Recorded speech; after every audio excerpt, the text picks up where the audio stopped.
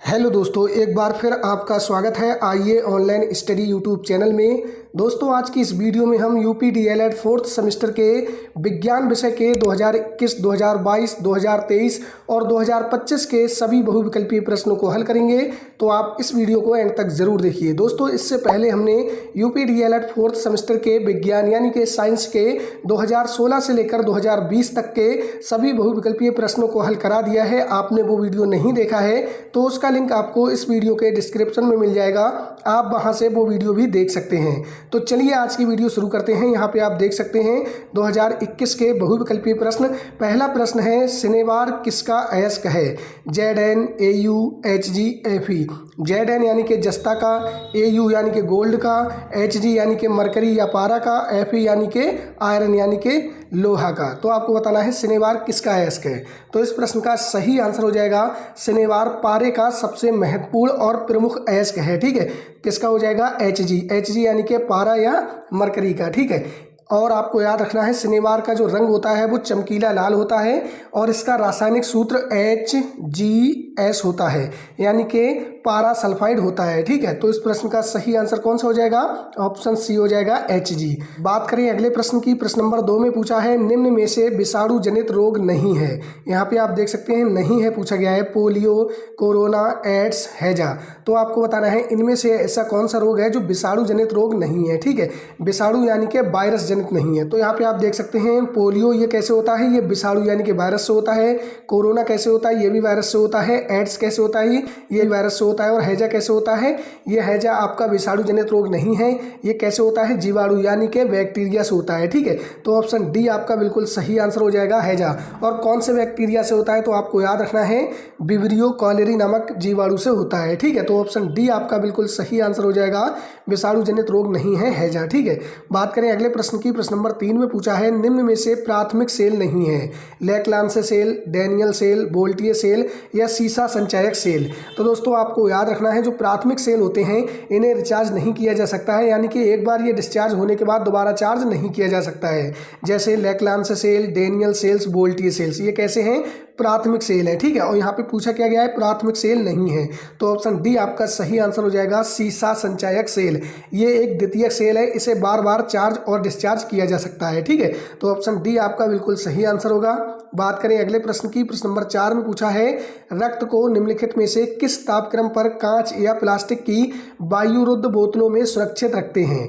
4.5 degree Celsius, 5.4 degree Celsius, 3.5 degree Celsius या फिर 5.3 degree Celsius. प्रश्न का सही आंसर ऑप्शन ए हो जाएगा, 4.5 डिग्री सेल्सियस। आपको याद रखना है ब्लड बैंक में ब्लड वर्ग निर्धारित होने के बाद रक्त को आधुनिक उपकरण एवं विधियों द्वारा लगभग 4.5 डिग्री सेल्सियस पर कांच या प्लास्टिक की वायुरुद्ध बोतलों में सुरक्षित रखते हैं। ठीक है, तो ऑप्शन ए आपका बिल्कुल सही आंसर हो जाएगा। बात करें अगले प्रश्न की। प्रश्न नंबर 5 में पूछा है, डार्विनवाद संबंधित है उपार्जित लक्षणों की वंशागति से, अंगों का उपयोग और अनुप्रयोग से, जीवों के आकार में वृद्धि की प्रवृत्ति से या फिर योग्यतम की उत्तरजीविता। तो इस प्रश्न का सही आंसर हो जाएगा, डार्विनवाद संबंधित है योग्यतम की उत्तरजीविता, यानी कि ऑप्शन डी आपका सही आंसर होगा। इस सिद्धांत के अनुसार जो जीव अपने बदलते पर्यावरण के प्रति बेहतर ढंग से अनुकूलित होते हैं वे ही जीवित रहते हैं और प्रजनन करते हैं। ठीक है, तो ऑप्शन डी आपका सही आंसर हो जाएगा। बात करें अगले प्रश्न की। तो यहाँ पे आप देख सकते हैं 2022 के बहुविकल्पीय प्रश्न। पहला प्रश्न है, प्राकृतिक वर्ण द्वारा जातियों का उद्भव नामक पुस्तक के लेखक कौन हैं? यहाँ पे आपसे पूछा गया है प्राकृतिक वर्ण द्वारा जातियों का उद्भव, ये पुस्तक है, इंग्लिश में इसका नाम है on the origin of species. ठीक है, तो इस प्रश्न का सही आंसर हो जाएगा, इस पुस्तक के लेखक चार्ल्स डार्विन है। ऑप्शन बी आपका सही आंसर होगा। बात करें अगले प्रश्न की। प्रश्न नंबर 2 में पूछा है, विश्व एड्स दिवस कब मनाया जाता है? 1 जून को, 23 सितंबर को, 11 जुलाई को या 1 दिसंबर को? तो इस प्रश्न का सही आंसर होगा, विश्व एड्स दिवस मनाया जाता है 1 दिसंबर को। ठीक है, ऑप्शन डी आपका सही आंसर हो जाएगा। और दोस्तों याद रखना है आपको 11 जुलाई को विश्व जनसंख्या दिवस मनाया जाता है और आपको 5 जून याद रखना है, 5 जून को विश्व पर्यावरण दिवस मनाया जाता है। ठीक है, बात करें अगले प्रश्न की। प्रश्न नंबर 3 में पूछा है, विद्युत धारा का मात्रक है कूलाम, वोल्ट, सेकंड या एम्पियर। तो विद्युत धारा का जो मात्रक होता है वो क्या होता है? एम्पियर होता है। ऑप्शन डी आपका सही आंसर हो जाएगा। विद्युत धारा किसे कहते हैं? तो किसी चालक में आवेश की प्रवाह की दर को विद्युत धारा कहते हैं, इसका मात्रक एम्पियर होता है। ठीक है, बात करें कूलाम की, कूलाम किसका मात्रक होता है? तो कूलाम आवेश का मात्रक होता है। बात करें वोल्ट की, वोल्ट किसका मात्रक होता है? वोल्ट विभवांतर का मात्रक होता है। सेकंड समय का मात्रक होता है। ठीक है, आपको याद रखना है। तो इस प्रश्न का सही आंसर ऑप्शन डी हो जाएगा। ठीक है, बात करें अगले प्रश्न की। प्रश्न नंबर 4 में पूछा गया है चुंबकीय पदार्थ नहीं है, निकेल, लोहा, कोबाल्ट, सोना। तो आपको याद रखना है वे पदार्थ जो चुंबक द्वारा आकर्षित होते हैं उन्हें चुंबकीय पदार्थ कहते हैं, जैसे लोहा, निकेल, कोबाल्ट आदि। ठीक है, तो यहाँ पे आप देख सकते हैं निकेल कैसा पदार्थ है? चुंबकीय पदार्थ है। लोहा कैसा है? लोहा भी चुंबकीय पदार्थ है। और कोबाल्ट भी आपका चुंबकीय पदार्थ है, जबकि सोना चुंबकीय पदार्थ नहीं है। तो ऑप्शन डी आपका बिल्कुल सही आंसर होगा। ठीक है, बात करें अगले प्रश्न की। प्रश्न नंबर 5 में पूछा है डोलोमाइट किसका अयस्क है?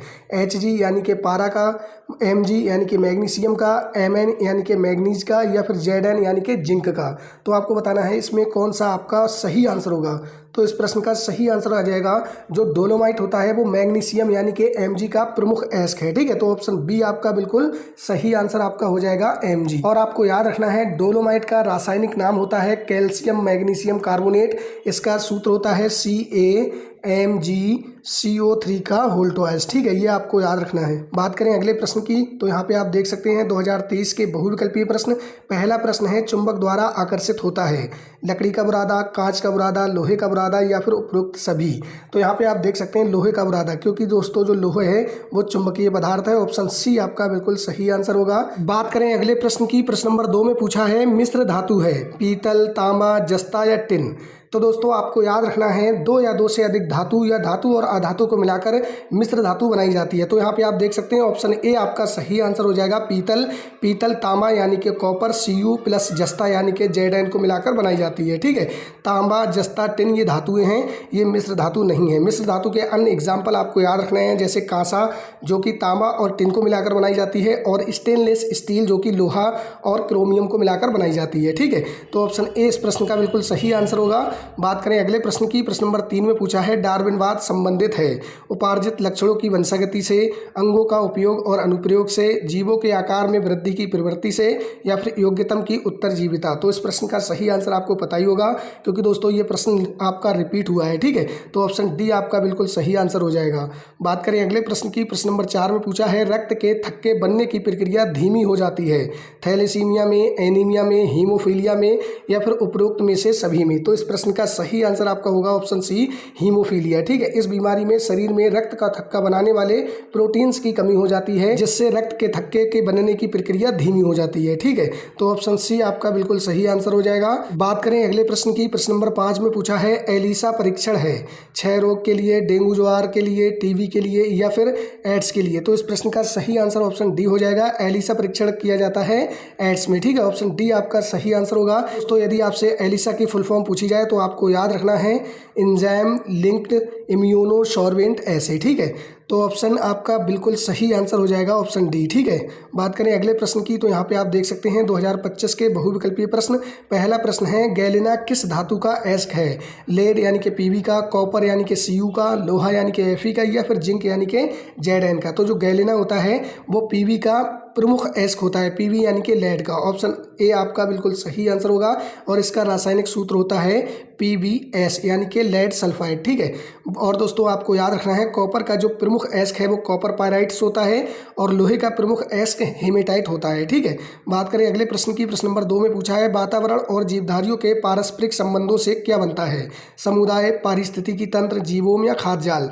तो इस प्रश्न का सही आंसर ऑप्शन बी हो जाएगा पारिस्थितिकी तंत्र। ठीक है, इसमें वातावरण और जीवधारी यानी कि जैविक घटक और अजैविक घटक दोनों शामिल होते हैं। ठीक है, बात करें अगले प्रश्न की। प्रश्न नंबर 3 में पूछा है किस सेल को पुनः आवेशित किया जा सकता है?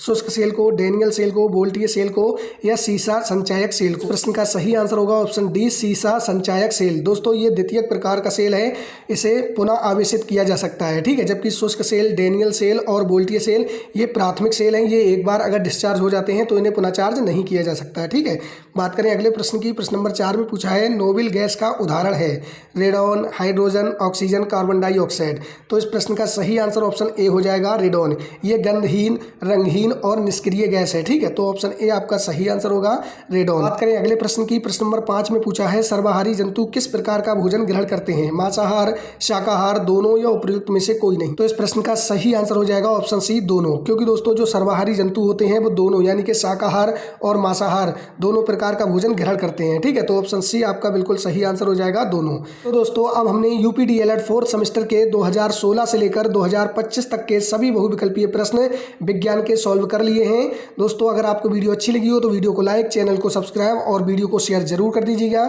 डीएलएड से संबंधित सभी लेटेस्ट अपडेट और क्लासेज के लिए चैनल को सब्सक्राइब करके रखिएगा।